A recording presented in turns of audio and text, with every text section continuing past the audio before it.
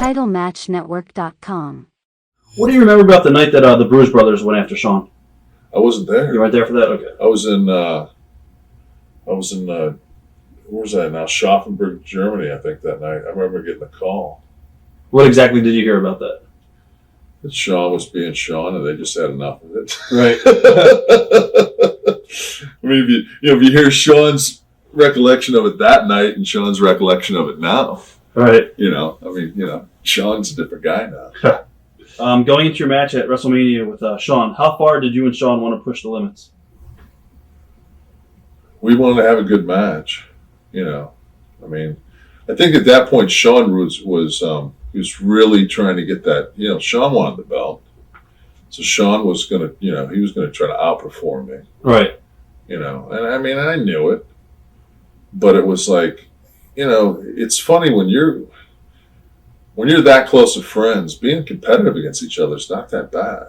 Because it's just like, he would always tell me and Scott, Scott, I'm twice as good as you, and Kev, I'm 3 times as good as you, while we're in the car. I mean, right. It was a daily thing with Shawn. He tells how much better he was than us. Huh. And Scott and I, Scott, whatever. He didn't really, But, no, it was, and I knew he was going to go, and I knew he was going to try to do a pace that would blow me up. Right. Because it was fast. It was a fast-paced match. And I was blown up, but I knew that if I leaned on him, like I got him in a rear chin and I leaned on him and just put my weight on him, and I could feel him starting to labor just because I'd bend him over enough where he couldn't catch his breath out of the spot. And then he got blown up a little bit, so then that slowed him down.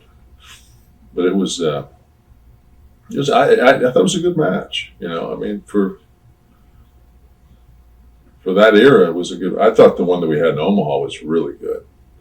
What pay-per-view was that one? It was no holds barred match we had in Omaha. It was in your house. So we pulled off of Shawn's leg. Right. We used the fire extinguisher. I look at that match and I see what ECW did, and I went, "Gee, I wonder who come up with all those things." Could you sense that there was a change of direction in the company, in that now more athletic guys were getting pushed as compared to the big monster heels and muscle baby faces? I think that Shawn was an exception. I think it's like, do you build your team around a big man, or Jordan comes along once, very, very rarely. Shawn was an exception to that. Shawn was tenacious enough and athletic enough, and he was believable. And on top of that, Shawn's not a small guy. Shawn's 6'1". Right. People always say, "Oh, well, big guy said Shawn's 6'1". Oh, he's not 6'1". I'm like, Shawn's 6'1". You put him in his wrestling boots, he's 6'2". Shawn's not a little guy. Shawn was probably 235 back then. So you look at Shawn in that era, take a 6'2", 235-pound guy. Now he's a big guy in this business. Business has got a lot smaller, And so, it wasn't like Shawn was that small. It's just that everybody was so big. What are your memories of the Good Friends, Bitter Enemies match? Which one was that? Joe, do you remember that? It was Shawn versus what was it? That was me and Shawn, but was that another match we had? I think that was that's what I was talking about, was the big one, because it's still talked about today. What if that's the one from Omaha? It might have been. I think that's the one. That's probably the one. That's one of my top 3 favorite matches I've ever had. That was my next question. Do you think it was one of the best matches you ever had? It was by far. That was the one from In Your House. Was that what it was? Yeah. You said something on a commentary of a DVD at one time about guys today not understanding the psychology to pull that off. Can you expand on that? As far as to pull that match off? Yeah, to pull their matches off. We were talking earlier about how they're just somewhere I think a lot of it goes to that ECW psychology.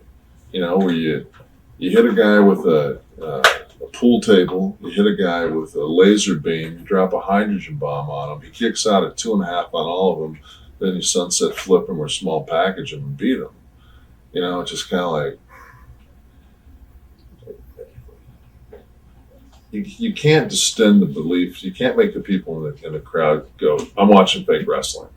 You just can't do that. When somebody hits you, you have to register the fact that you've taken damage. And these guys go toe to toe, and they go bang, bang, bang, bang, back and forth with these bare fist punches, and like nobody sells it. And it's just like, okay, well, I know I'm watching something that's bogus. And I think it's the same thing. These guys, you got a guy in a pinning predicament, and you go to the top rope to do something, and then you miss it. It's just like in a bar fight, and you got a guy down, you're kicking the shit out of him. You don't go jump up and jump off the top of the bar.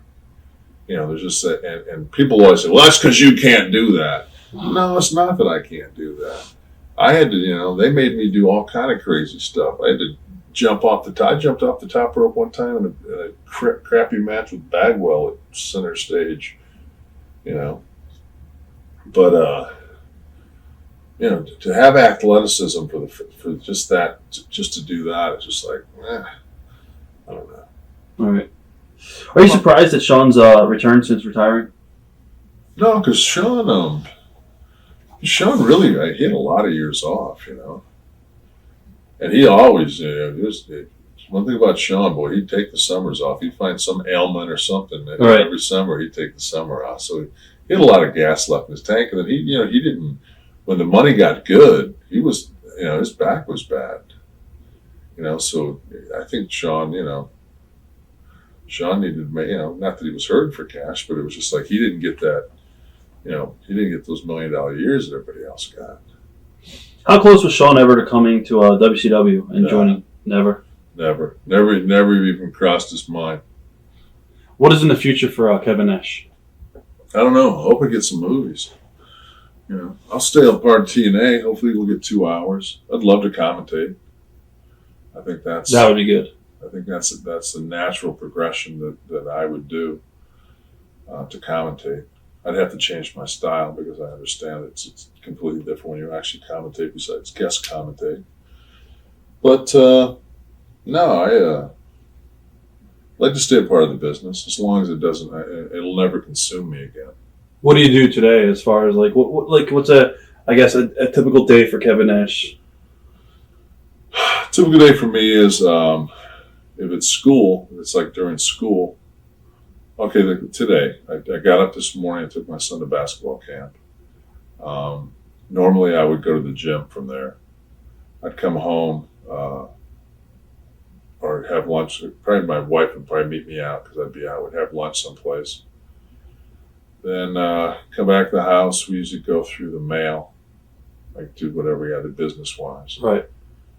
Then pick up my son, mess around with him till dinner, have dinner as a family, watch some TV, have a glass of wine with my wife, go to bed, do it all over. Just good normal. Times. Yeah, just normal, just fast, be a family.